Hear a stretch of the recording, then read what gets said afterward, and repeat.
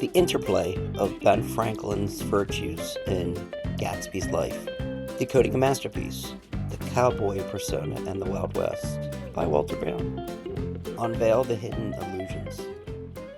For the casual reader of The Great Gatsby, you may not know many of the allusions in the novel. An allusion is an implied or indirect reference to a person, event, or thing. For instance, if I wrote my friend resembles Yoda, I'm summoning that diminutive, green-toned Jedi Knight. While far, far away from Dagobah, The Great Gatsby is solidly set close on Long Island and New York City. Well, close for me, I'm in New Jersey.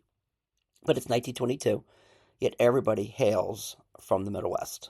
Nick says, "It has been a story of the West." In Fitzgerald's Gatsby, which turns 100 years this year, 2025, an essential allusion sprouts at the end of chapter 9. That's a weird verb. This consummates the Wild West motif Fitzgerald has been cultivating throughout the narrative. Sprout, cultivate. See what I'm doing there? Anyway, sorry. Mr. Katz, J. Gatsby's haggard father, travels from Chicago to New York for the funeral. He takes from his pocket a ragged old copy of a book called Hopalong Cassidy. Now, this was a Western series created by Clarence Mulford in 1904. It was very popular. It spanned 28 books. And Mulford portrayed the character as rude, dangerous, and rough-talking. Sounds like Down with Bowne. Sorry. Doesn't that sound like Gatsby? Not the persona with affected speech and pink suits, but his basic Old West, genuine roughneck character. His real name is James Gatz. Gatsby's Wild West Odyssey. The book Hopalong Cassidy is some souvenir, an example of veritas, like the souvenirs Gatsby shows Nick in Chapter 4 to verify his background. Just why does he bring it with him? Like father, like son. And again, souvenir, comes from the French, we remember kind of thing. And then he says, look, I wanted to prove that my young son, who was poor, a clam digger, wanted to improve himself. The notes from the boy, James Gatz, represented the remaking of self in the land of opportunity. You can work hard to become your own Ben Franklin, a success, a great Gatsby. It's one of the hallmarks and myths of America. Nick Carraway writes, on the last flyleaf was printed the word schedule, and on the date September 12th, 1906, and underneath, and this is what James Gatz was doing. He was making a schedule, rise from bed, dumbbell exercise, work, baseball, and then he has the times, like someone who has ADHD like me, doing something like this can really work, but then sometimes you just forget about it.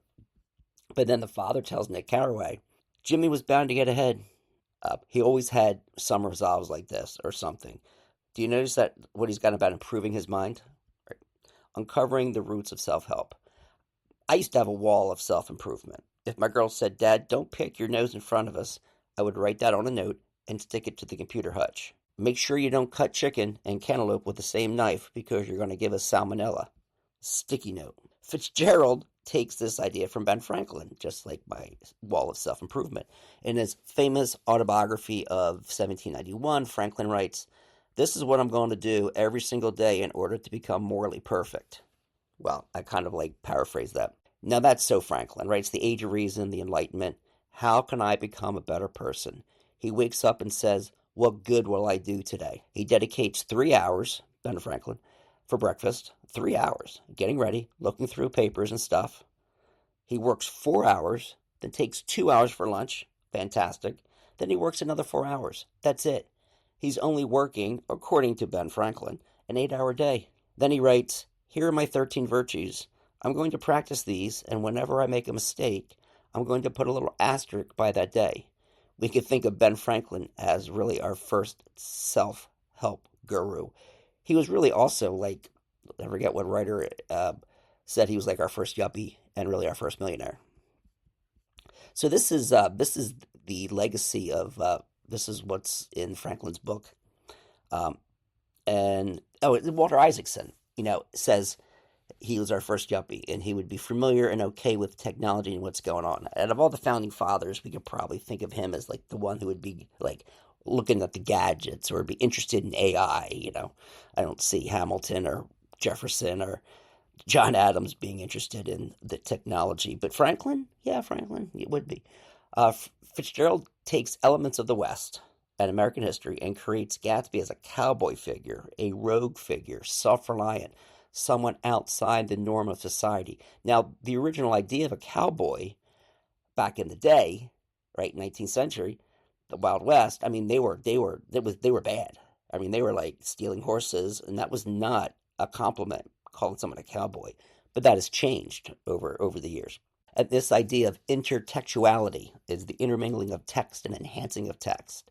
So in class today, well, back when I taught this book for 22 years, Great Gatsby, now retired, but now teaching college. And I handed out Franklin. It says, why are we looking at Ben Franklin? Is this our new book? No, let's just take a look at pages 66 through 69. And here's Gatsby. Here's Ben Franklin. You have the two texts speaking to each other. These are the number of years separating them, but the texts are speaking to each other.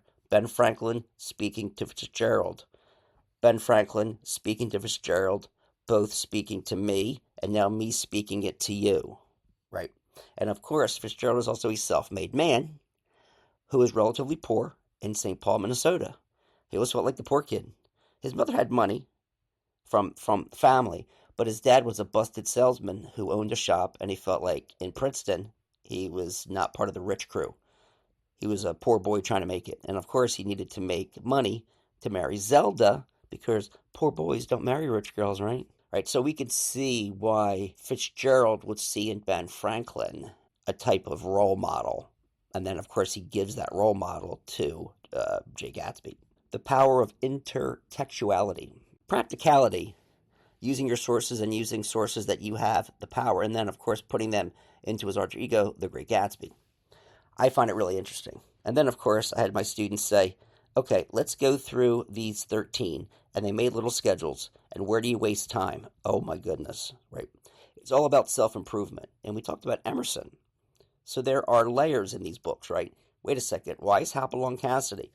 You might want to do some research. And then you'll find that this is actually true, right? I've read other books about this, but I remember reading the first time, seriously reading and teaching it. And I'm like, wait.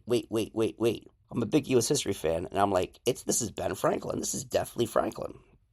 And it's all about self-improvement. Hundreds of things I need to improve on. Thousands. But again, you tackle each one and you get a little bit better and a little bit better. Here are the 13 virtues from Franklin. Like Franklin, almost most have issues with order. He had horrible issues with order and maybe humility, which is overrated in the Book of Bowne. Joking, obviously. All right, so temperance, silence, order, resolution, frugality, industry, sincerity, justice, moderation, cleanliness, tranquility, chastity. I don't really want to know my students about that one. I said, you can just leave that one blank. It's not my business. And humility, right? Imitates Jesus and Socrates. All right, we could use that today in 2025 in America.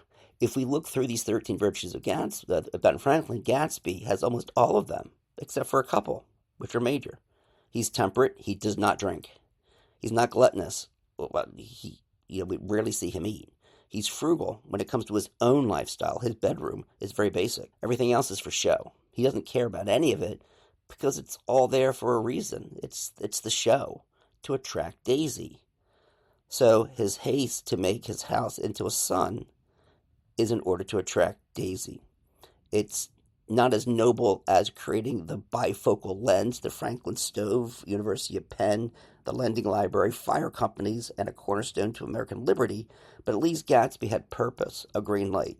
Everyone else was a selfish, self-centered narcissist. Thank you so much for listening, and happy reading. Cheers.